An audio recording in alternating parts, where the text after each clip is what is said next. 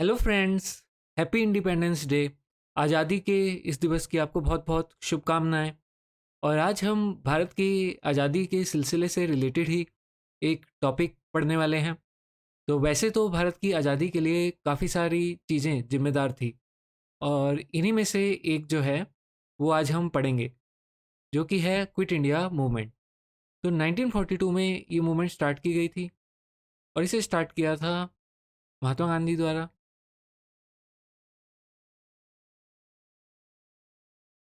अब इसका बैकग्राउंड क्या था ये भी हम जान लेते हैं। तो 1942 में ही क्रिप्स मिशन आया था भारत में, जिसने इंडिया को डोमिनियन स्टेटस देने की बात की थी। पर भारतीयों की डिमांड थी कि हमें तो कंप्लीट इंडिपेंडेंस चाहिए, तभी हम आपका समर्थन करेंगे।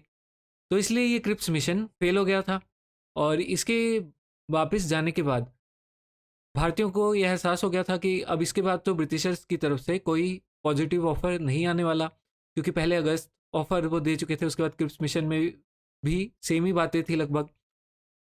ऊपर से जापान का खतरा भारत के ऊपर मंडरा रहा था। जापान सेकेंड वर्ल्ड वॉर में ब्रिटेन से लड़ रहा था, और उसने काफ़ी सारी ब्रिटेन की टेरिटरीज उनसे छीन ली थी, जैसे कि हांगकांग, सिंगापुर, मलया। और वो भारत के पास तक पहुंचता जा रहा था। और भारत में भी उसने अंडमान एंड निकोबार आइलैंड पर कब्जा कर लिया था। तो भारतीयों को यह एहसास होने लगा कि जो ब्रिटिश नेवी है वो इतनी पावरफुल नहीं है कि जापान के सामने टिक सके। ऊपर से ब्रिटिशर्स द्वारा ज़बरदस्ती भारत को सेकेंड वर्ल्ड वॉर में अपना साथी डिक्लेयर करने की वजह से इंडियन इकोनॉमी पे बहुत ही बुरा असर पड़ रहा था। चीज़ों के दाम दुगने हो चुके थे, तो इससे भी लोग बहुत परेशान थे। ऊपर से गांधी जी का ये मानना था कि अ, जापान का इंडिया पे खतरा क्यों है, क्योंकि वो ब्रिटेन से लड़ रहा है। और अगर ब्रिटेन अगर भारत से चला जाएगा, तो फिर जापान के ऊपर, इंडिया के ऊपर अटैक करने का कोई मतलब ही नहीं बन जाता। और अगर मान लो अटैक कर भी ले, तो गांधी जी का ये मानना था कि ऐसी सिचुएशन में अगर भारत भारतीयों के हाथ में हो, तो ही हमारे पास बेहतर चांस है अपने आप को डिफेंड करने का। तो इसी के चलते उन्होंने क्विट इंडिया मूवमेंट का प्रस्ताव रखा, और कांग्रेस वर्किंग कमेटी ने जुलाई में वर्धा में इस रेजोल्यूशन को पास कर दिया। और 9 अगस्त को ग्वालियर टैंक पे, इसे अगस्त क्रांति मैदान के नाम से भी जाना जाता है, ये एक बहुत ही फेमस मैदान है, अगस्त क्रांति मैदान से भी के नाम से भी जानते हैं इसे। यहाँ पर गांधी जी ने अपना भाषण दिया कि अब जो मूवमेंट स्टार्ट हो रही है, उसका जो मैं मंत्र है वो आपको बता रहा हूँ, और वो है डू और डाई, मतलब कि करो या मरो। और साथ ही गांधी जी ने कहा कि इस बार वो वायसरॉय से किसी भी तरह का समझौता नहीं करेंगे, और या तो हम भारत को आज़ाद करेंगे इस आंदोलन में, या फिर उस प्रयास में मारे जाएंगे। लेकिन हम ऐसा दिन नहीं देखेंगे जहाँ पे हम अपनी गुलामी में जी रहे हों। तो इसी के साथ, इसी डेक्लेरेशन के साथ क्विट इंडिया मूवमेंट स्टार्ट हो जाता है। और अगले ही दिन ब्रिटिशर्स जो हैं वो सारे नेताओं को अरेस्ट कर लेते हैं। इसी के साथ गांधी जी ने इंस्ट्रक्शंस भी दी थी अलग अलग सेक्शंस को। उन्होंने गवर्नमेंट सर्वेंट्स को बोला कि अपनी जॉब ना छोड़ें, लेकिन अपनी जॉब में रहते हुए ही लोगों का सपोर्ट करें, और मतलब सरकार कांग्रेस की तरफ अपना समर्थन बता दें। सोल्जर्स को बोला कि आर्मी से रिज़ाइन ना करें, लेकिन अपने देशवासियों के ऊपर गोली भी ना चलाएं। किसानों को बोला कि लगान ना दें। स्टूडेंट्स को बोला कि सरकारी स्कूल कॉलेजेस छोड़ के मूवमेंट में हिस्सा ले। इसमें स्टूडेंट्स ने काफ़ी पत्र पत्रिकाएं वगैरह बांटे, पैम्पलेट्स बांटे मूवमेंट को के लिए। प्रिंसेस को बोला कि नेशनल मूवमेंट का सपोर्ट करें, और जो लोग थे प्रिंसली स्टेट्स के, उनको भी बोला कि वो इस क्विट इंडिया मूवमेंट में भाग लें। तो ब्रिटिश रिस्पॉन्स क्या था? जैसे ही गांधी जी की स्पीच पूरी होती है, उसके बाद सारी कांग्रेस मिनिस्ट्री जो थी उसे जेल में डाल दिया, इंक्लूडिंग गांधी जी को भी। गांधी जी को रखा गया था आगा खान पैलेस में।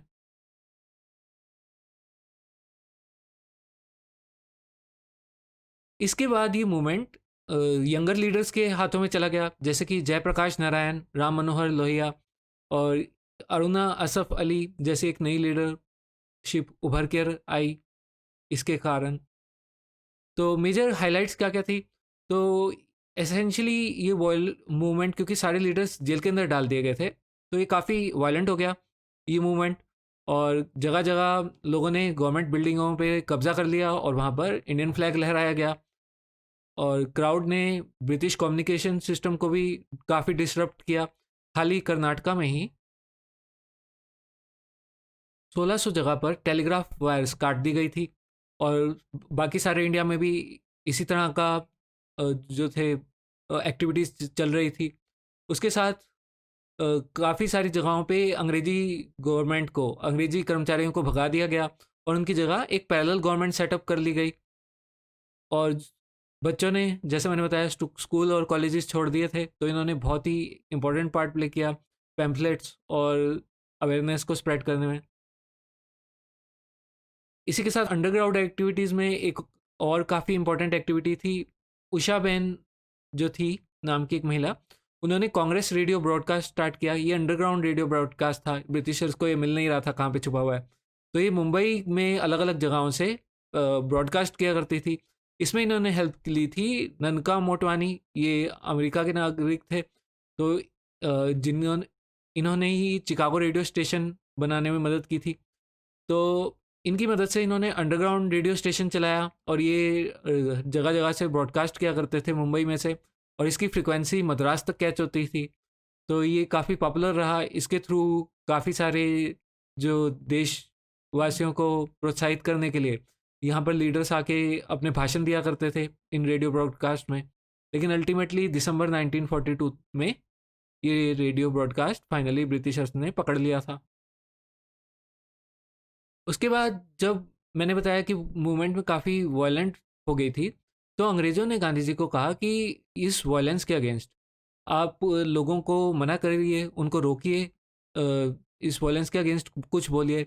लेकिन गांधी जी ने कहा कि ये जो वायलेंस हो रही है, ये ब्रिटिशर्स के पहले वायलेंस दिखाने का ही एक तरीके से जवाब है कि ब्रिटिशर्स जब निहत्थे क्राउड के ऊपर गोलियां चला देंगे तो लोग कैसे रिएक्ट करेंगे।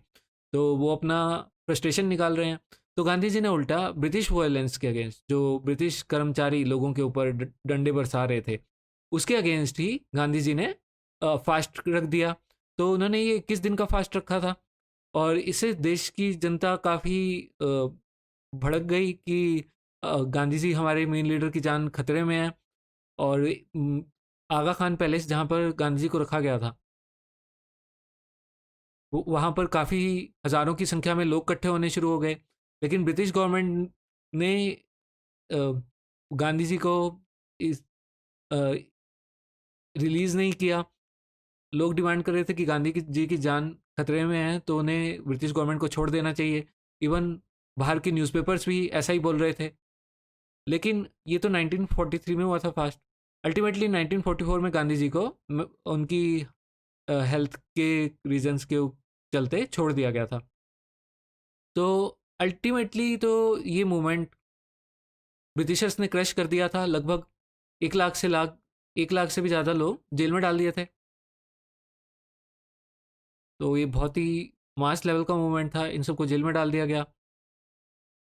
और जितने भी सारे मेन लीडर्स हैं उनको भी जब तक वर्ल्ड वार ख़त्म नहीं हुआ तब तक जेल से रिहा नहीं किया गया। इसके अलावा इस मूवमेंट के कुछ लोग अगेंस्ट भी थे, जैसे सी राजा गोपालाचारी, जो कि इंडियन नेशनल कांग्रेस के ही मेंबर थे। उन्होंने कांग्रेस से रिज़ाइन कर दिया था क्योंकि उनका मानना था कि ये समय सही नहीं है इंडिपेंडेंस मूवमेंट स्टार्ट करने का। कि ब्रिटेन अगर हार भी जाता है तो हो सकता है जापान इंडिया पर कब्जा कर ले। तो इनका ये मानना था। ऊपर से और भी कुछ पार्टीज थी जिन्होंने इस मूवमेंट को सपोर्ट नहीं किया, जैसे कि मुस्लिम लीग तो हमेशा से ही अपना पाकिस्तान का राग अलापती आ रही थी। उसके बाद कम्युनिस्ट पार्टी ऑफ इंडिया भी इसलिए सपोर्ट नहीं कर रही थी क्योंकि ब्रिटेन का साथी अब यूएसएसआर हो चुका था इस वॉर में। और कम्युनिस्ट पार्टी यूएसएसआर के की सपोर्टर थी, तो वो ब्रिटेन अब उनका एलाई की तरह मानती थी। उसके साथ हिंदू महासभा ने भी इस मूवमेंट को सपोर्ट नहीं किया। लेकिन इन सब के अलावा, हालांकि ये मूवमेंट क्रश कर दिया गया था और 1944 के एंड तक ऑलमोस्ट ख़त्म हो गया था ये मूवमेंट, पर इसका सिग्निफिकेंस क्या रहा? तो इसका सिग्निफिकेंस ये रहा कि लोगों के अंदर एक डर खत्म हो गया गवर्नमेंट का। People were अनफेस्ड and continued their struggle. और इवन निचले लेवल पर जो भी अधिकारी थे, जैसे कि पुलिस ऑफिसर्स और जो सरकारी अधिकारी, वो लोकल लोगों के साथ कोऑपरेट कर रहे थे। यानी कि जो अभी तक उनके सबसे वफादार लोग रहे थे, वो भी, उन्हें भी अब पता था कि ब्रिटिश शासन अब देश के अंदर ज़्यादा दिन टिक नहीं पाएगा। इसलिए वो लोकल पीपल का सपोर्ट कर रहे थे। इवन जमींदार जो अब तक की सारी मूवमेंट्स में ब्रिटिश गवर्नमेंट का सपोर्ट करते आ रहे थे, उसमें भी मेजॉरिटी जमींदार इस मूवमेंट से अलग रहे, क्योंकि उन्हें भी पता था कि ब्रिटिश गवर्नमेंट के दिन अब नंबर्ड हैं, और जैसे ही ब्रिटिश गवर्नमेंट जाएगी उसके बाद कौन सी गवर्नमेंट बनेगी? इंडिया की गवर्नमेंट बनेगी। और अगर तुम इन्हीं से ही पंगे लोगे फिर तुम्हारा क्या होएगा?